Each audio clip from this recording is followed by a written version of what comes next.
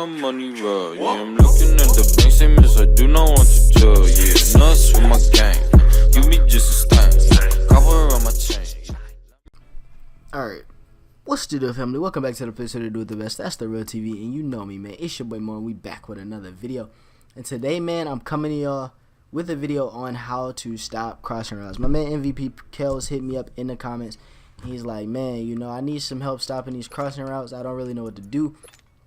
So I am going to come to y'all with that and give y'all what y'all need. But for me personally, my team isn't good enough to do this, so I never do it. This isn't how I would go about stopping crossing routes. I would just send a lot of pressure. But I know this works, and I know this is how most pro players defend it. So I am going to show you guys this. Now, I am going to just say really quick as a disclaimer, if your team isn't good enough for this, this isn't a good idea. Like, I wouldn't be doing this if your team isn't good. So make sure your team is able to do what you need them to do. And if they are, then you're all good and just ball out, you know what I'm saying? But so I just set up a nickel 335 defense here just to show you guys this. The loop crash, a lot of people really are running the loop crash. Nickel 335 has been the read these past 2 years for the most part.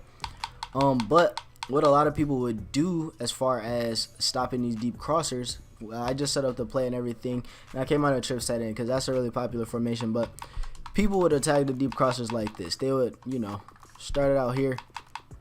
This is a legit setup for stopping deep crossers. Like, this is how somebody's gonna play deep crossers. If you're talking about a competitive player, like a competitive player, this is how he's playing a deep crosser, and they're gonna shade outside so that that cross man plays better, and then they usually, you know, set the blitz up like that and stuff. And well, I gotta press these guys. Yeah, or you can slide it that way. But this is a usual setup for stopping deep crossers. So for me personally, you want to have cornerbacks up there at your safety positions because they're going to get the best man coverage, obviously, you know, with them being defensive backs and all. They're going to get the best man coverage on the field. So you want to have cornerbacks up there. You just see it right here. He just absolutely runs with that deep crosser. And that's like, he didn't catch that. That's an incomplete pass. So that's how people are stopping deep crossers nowadays, especially a lot of people who you see running nickel 335. This is going to be their setup. When people are running deep crossers, they're going to come to this.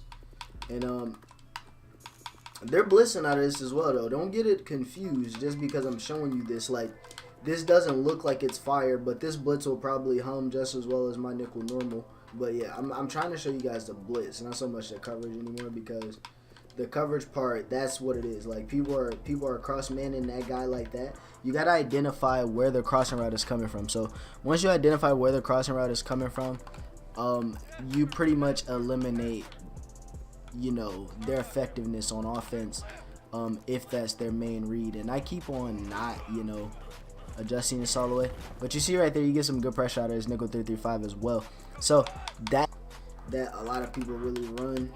Some people even send 6 when they do this, so I'm just sending 5 here, but some people even send 6, and I'll just motion over to Grilly so I can show you guys the blitz here. But I would get in here and hover. That would be my initial, you know, my first thought as far as making this blitz hum. You see right here, it doesn't hum like nickel normal, but it gets pressure like no other. So if you got some good defensive linemen, man, this blitz is going to be really good. You're not going to have any problems with it.